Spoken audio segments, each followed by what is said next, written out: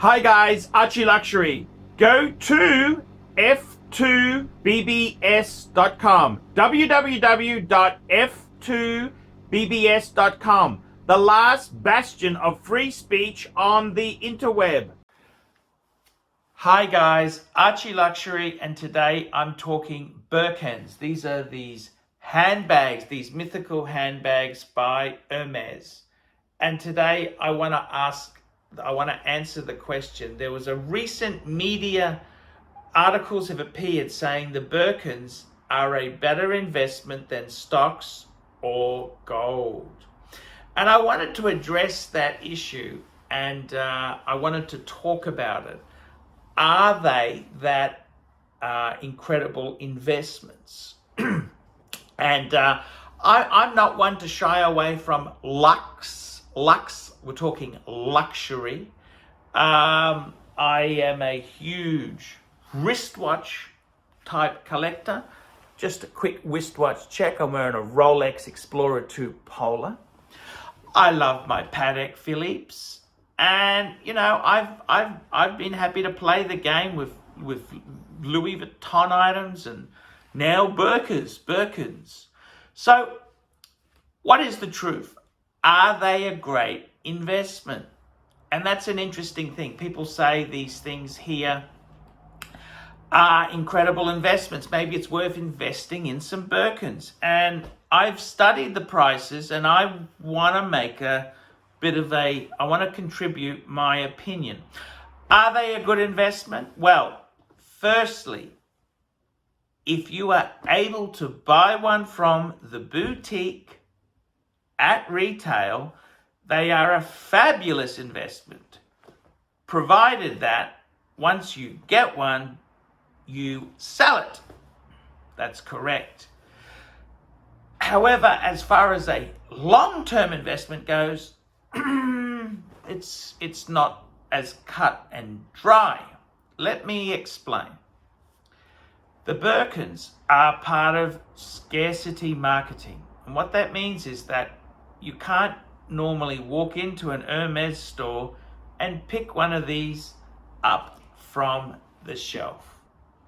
You have to have what they call a Hermes. You need to have a relationship. A relationship is a fancy word for saying you need to spend a shitload of money at Hermes with the one sales consultant so she can put you up for the magical Birkin. Now, she's not going to give you this Birkin, she's going to sell it to you at retail. Now, what the problem is, there is no set amount of money that you need to spend. Some people have said to get an offer of a Birkin, you need to spend $5,000. There's been other reports that you need to spend closer to the actual price of the item. So if it's a $20,000 Birkin, you need to spend $20,000 on other items before you could get this offer. So I got to be totally honest with you. I'm going to make a video about this how to get an offer in. But this video here is to talk about the investment potential. So the problem is, this particular Birkin, brand new, would be about $18,500. The problem is, to be offered the chance to buy one at $18,500 new from the store, you would need to spend somewhere between $5,000 and $20,000 on other stuff. Now, this other stuff, normally you've got to show loyalty across the brand. So you need to buy homewares, fashion jewelry, high-class jewelry, clothing, leather goods, silks. And the problem is, say you bought these things with the sole intention of being offered a Birkin at retail, you cannot get all your money back on those items if you sold them off. So as a strictly business point of view, the actual cost to get this offer, it's not costing you 18.5. It may cost you another 18.5 in spending. So that comes to $36,000 plus $37,000. $37,000 to, so the cost of this item here is suddenly not 18.5, it's way more. So that's the problem. Now, if you can get one at 18.5, they're worth a lot more. I have tracked the prices. Interestingly enough, this particular Birkin here, this Birkin here is actually a 2015 Birkin 35 in toga leather, black toga leather with the gold hardware. Quite an appealing combination. The negatives on this one here is the smaller sizes are actually a bit more desirable. So if this was a 30, it'd be a bit more desirable. New, the price would be less, but on the second-hand market, the 30s, that's the length of the base, would be more desirable. Now, this bag here was sold in 2015 from the Hermes store. It then went to a reseller called Rebans. They're a Singapore-based reseller. I believe they have a sub-agency in Australia and a few other places, but it came with the invoice. This was actually offered at Rebans for $34,000. The customer got it for $28,000. So it went from $16,000 to $18,000 from Hermes to suddenly worth $28,000. That's when it's 1 or 2 years old. 1, 2, 3 years old. Minty, because obviously it's a brand new piece. Not much wear. It's worth, say, a 10,000 Australian dollar premium. Then what happens is, as the years get by, if this was an investment, this one would be growing in price. It would be going up. But what happens is, obviously someone buys this, they use it a bit, it's no longer super minty.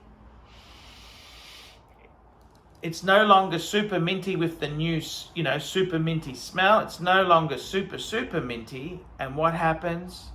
Well, it then falls in price. So this particular bag here, if you wanted this equivalent new today, it would be about 18.5. So I believe in 2015 it was probably about 16,000 new. That price is now gone up to 18.5.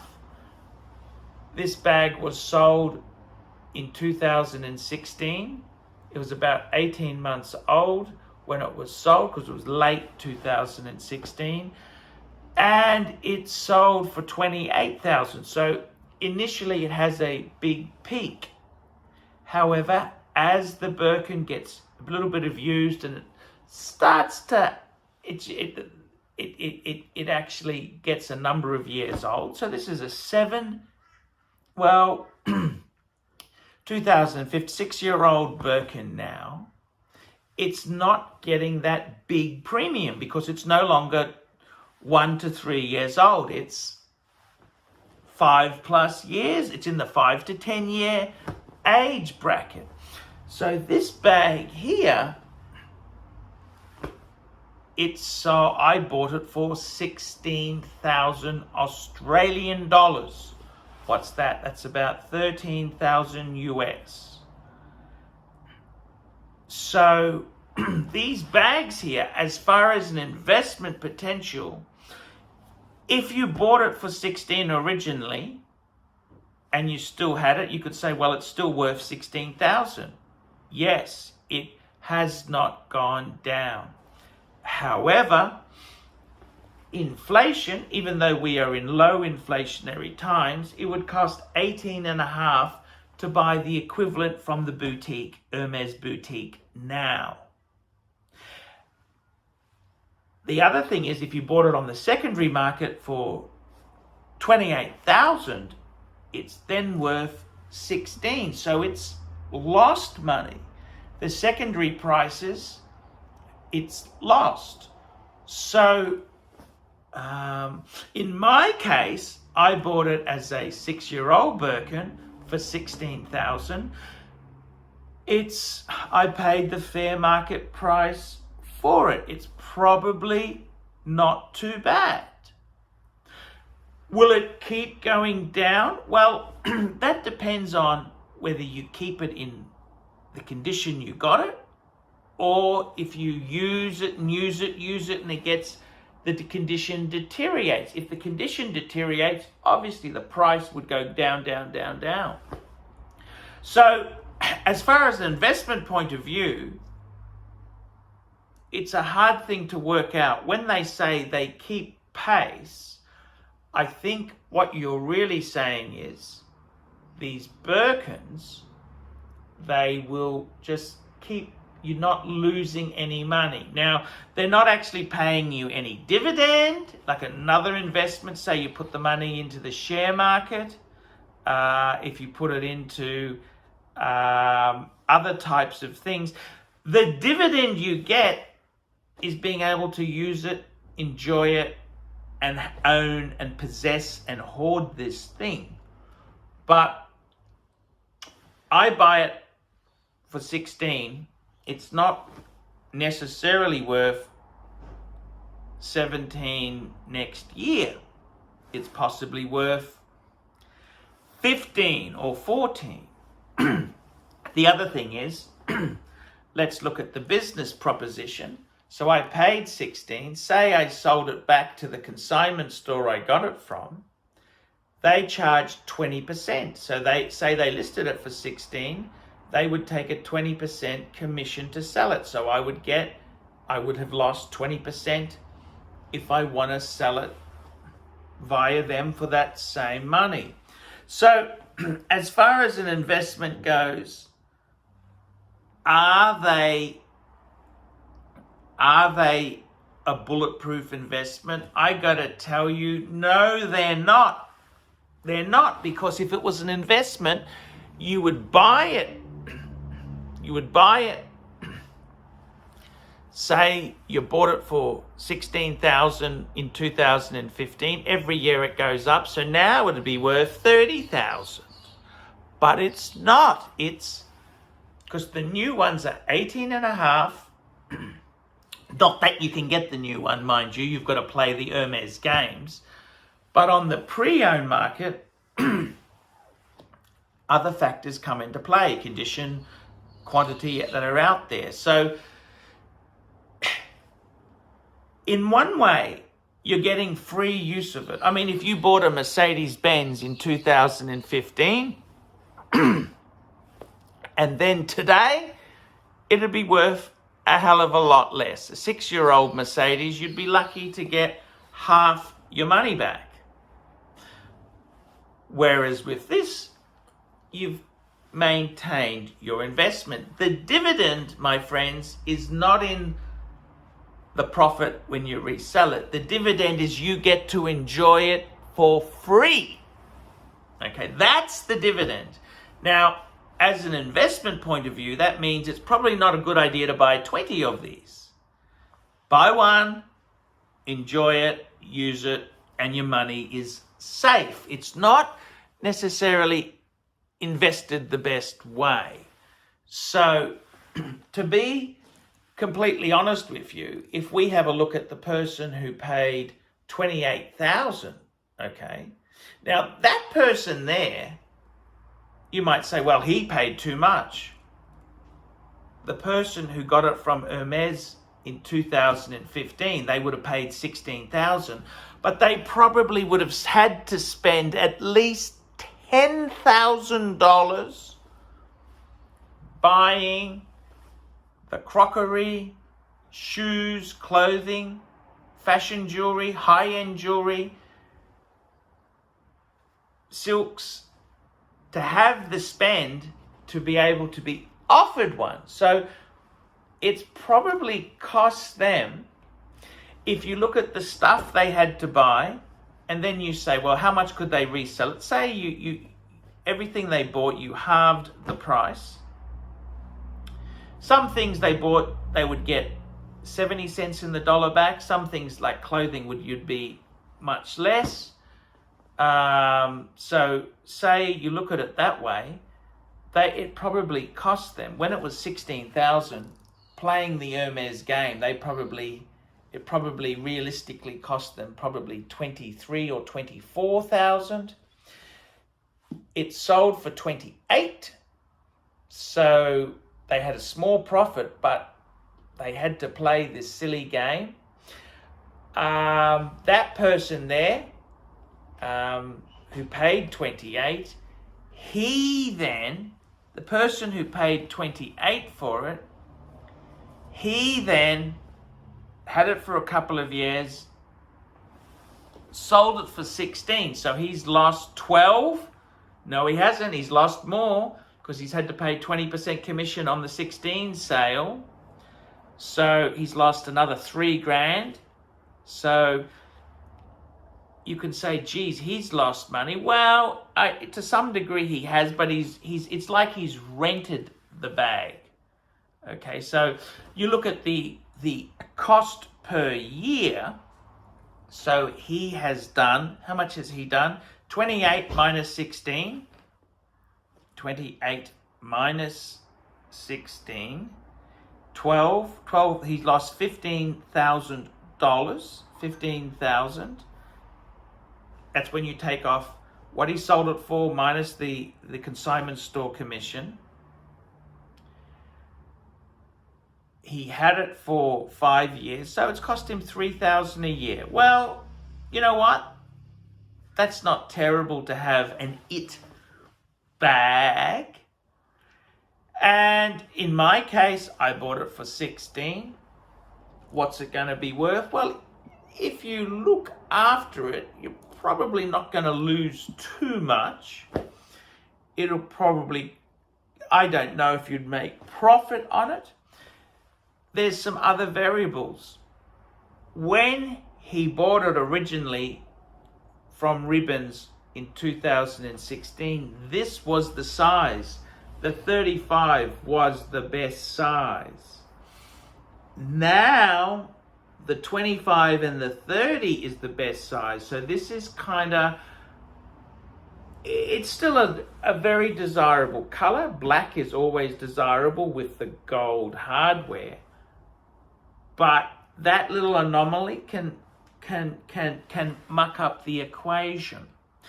So as far as an investment goes, is it worth investing in them? Well, if you can buy them brand new from the store without having to buy the other crap, it is. You could probably use it for a year or two and have a great time. However, that life's not that good to us. We've got to play the Hermes games. We've got to play along with that. It's probably not that great an investment. The person who's like me, who's bought it for 16, keep it, say I kept it for another 5 years, it would probably, if I keep it in as good a condition, it'd probably still be worth 13,000, 14,000. It won't be too bad. If I thrash the shit out of it, use it, obviously it's going to be worth, say, 8,000. So I would have done a lot of dough. So it depends on how you keep it and use it. If you don't get the condition to fall, you're probably not going to be too badly off. But if it does get some marks, it certainly can fall a bit. Is it a nice bag? Yeah, it's a lovely bag. It's beautiful. It's a quality thing. Would I invest in them? Well, you've got to look at it and say, well, okay, if you're wise about it, you buy on the pre-owned, don't play the stupid Hermes games, you could basically use it for free. Would you make money? Probably unlikely. Probably unlikely.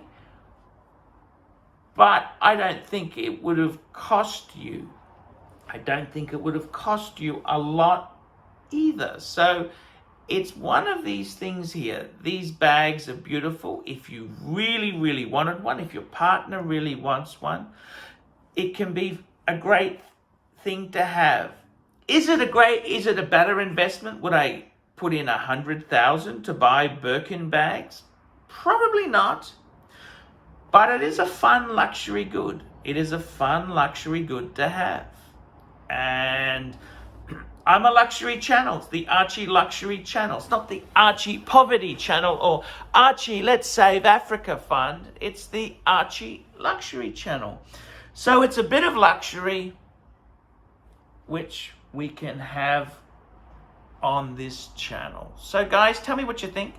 Like, subscribe, tell your friends, and I will see you in the next one. Hi guys, ArchieLuxury, and who do I recommend in America? In America, who do I recommend for quality pre-owned wristwatches? David SW, David SW, David SW. Go to davidsw.com. He is the best, the greatest pre-owned dealer in all of the United States of America. David SW, David SW, David SW. Da-da-da-da. Oh, no, that's fine. So let's have a look. Da-da-da-da. We can move this one over here a bit. Okay, yep. Yep. Da-da-da-da. Da-da-da-da. Whew. Okay. Take her out. What's her name? Do you have a name for her? A name? A name? No. No name. Okay. Da-da-da-da. Oh, you're touching it without gloves. No gloves. No gloves. Da-da-da-da. No gloves. Look at that. So tell me, would you take that padlock off if you're going to use it, really, or do you just leave it like that? I would probably leave it like that. Oh, you'd leave it like that? Oh, okay. Because that comes off, you know that?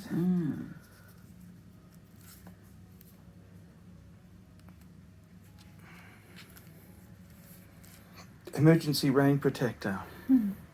So how is it? Hello. What's his name? Do you have a name? Is it? No. Does it have a name? What do you think? Does he have a name? No. No. No name. Da-da-da-da. Da-da-da. What do you think of him? It's beautiful. He's cool? Okie dokie. Da-da-da-da. That's it. Okay, I'll cut the video. Hey guys, ArchieLuxury. Who do I recommend for watches in Brisbane and Sydney? Vintage Watch Co. That's correct. Vintage Watch Co. in Brisbane Arcade in Brisbane and the Strand Arcade in Sydney. Vintage Watch Co. Brisbane and Sydney. Ronnie, I've known him since the late 90s. Ronnie is a top bloke. Luke is a great guy. Vintage Watch Co. That is who I recommend in Australia. Check out Vintage Watch Co. and the guys' amazing range of watches. They also do service and repairs. Vintage Watch Co. That is where the pontiff goes. You know, some of my Pateks came from Vintage Watch Co. That's right, guys. Vintage Watch Co.